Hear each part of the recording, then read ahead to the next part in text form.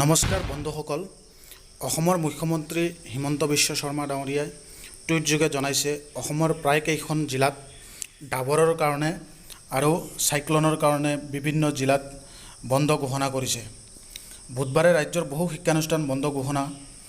জটিল হৈ পৰিছে বান পৰিস্থিতিও। প্ৰায় কেইখন জিলাতে বানপানী হোৱাৰ সম্ভাৱনা, সেইকাৰণে স্কুল প্ৰতিষ্ঠানবিলাক বন্ধ ঘোষণা কৰা হৈছে।